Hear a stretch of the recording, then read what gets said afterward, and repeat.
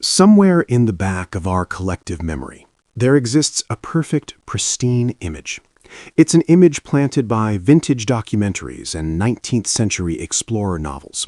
You picture the botanist, khaki vest, worn leather notebook in hand, trekking alone through the Amazon rainforest, or scaling the Himalayas in search of a rare orchid that no human hand has ever touched. It is an image steeped in romance, silence, and a profound spiritual connection with Mother Nature.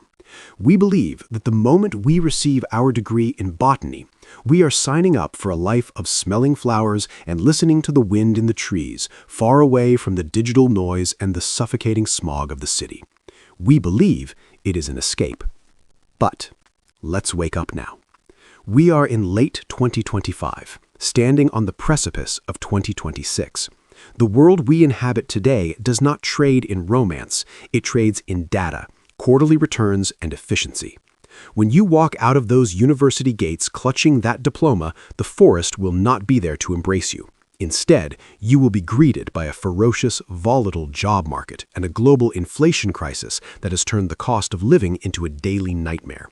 This is where the first shock happens, what I call the collision with reality. Suddenly, you realize that your passion for plant physiology cannot pay a double-digit increase in electricity bills.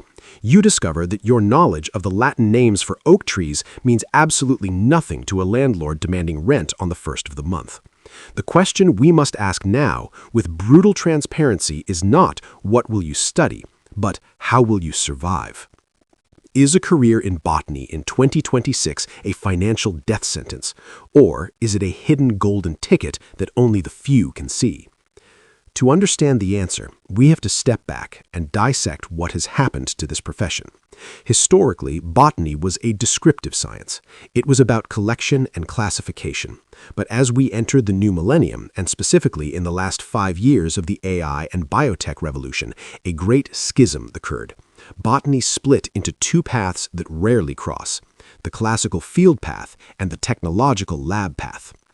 Let's start by autopsying the first path, the trap that catches most starry-eyed graduates, the traditional path. Park rangers, museum technicians, field research assistants. In 2026, these roles suffer from a fatal economic condition known as the passion tax.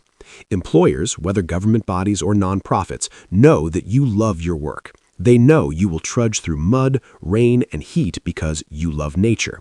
And because supply vastly outstrips demand, with thousands graduating every year fighting for a few hundred spots, salaries are crushed.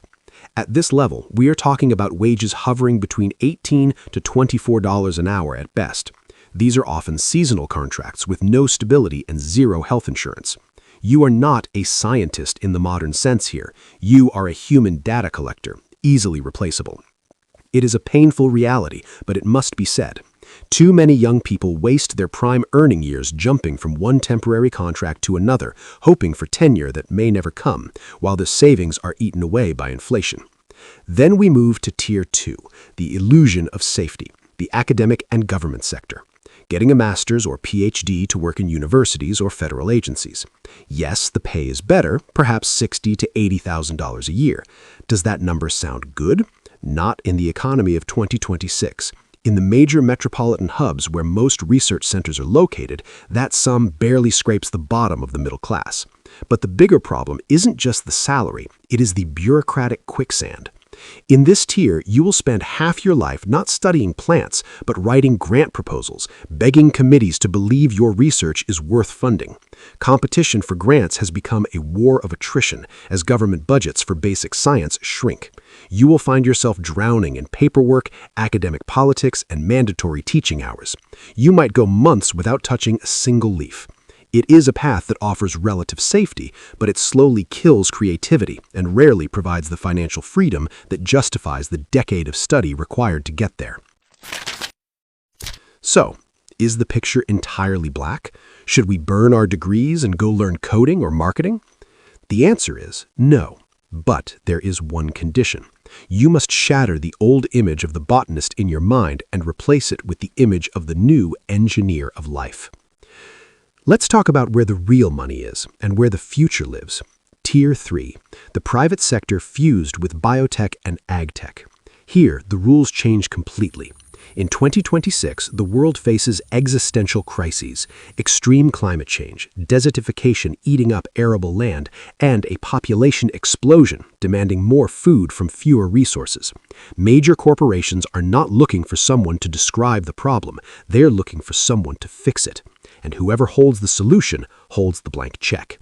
In this sector, a botanist is not someone walking in the woods, it is someone standing in a sterile laboratory that looks like a spaceship, wielding advanced gene editing tools like CRISPR and beyond.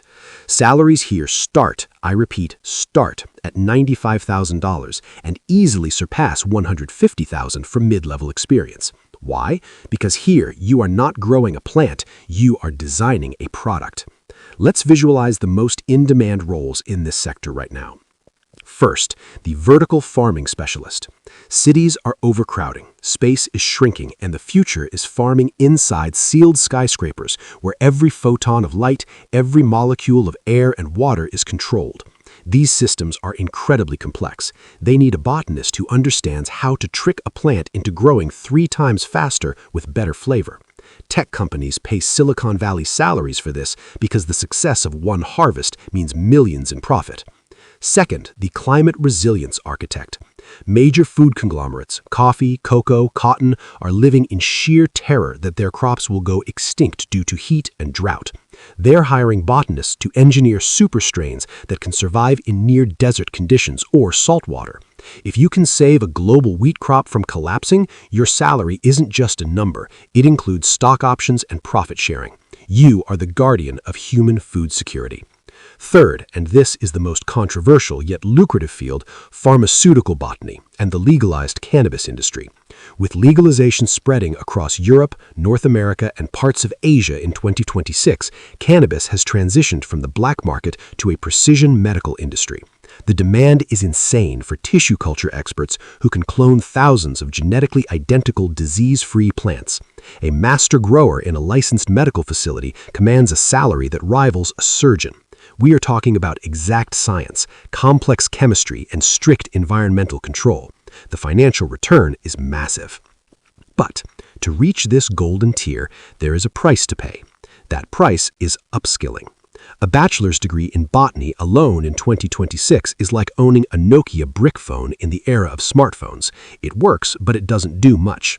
To be at the top, you must be a hybrid. You must merge botany with a hard skill. Botany plus data science, this is the power combo.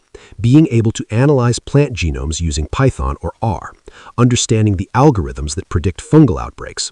Botany plus engineering, to design the smart irrigation systems and agricultural robots that pick fruit with millimeter precision. Botany plus law, yes, law. Protecting the intellectual property of genetically modified seeds is a legal battlefield worth billions. A patent lawyer with a background in botany is a unicorn, rare and incredibly expensive.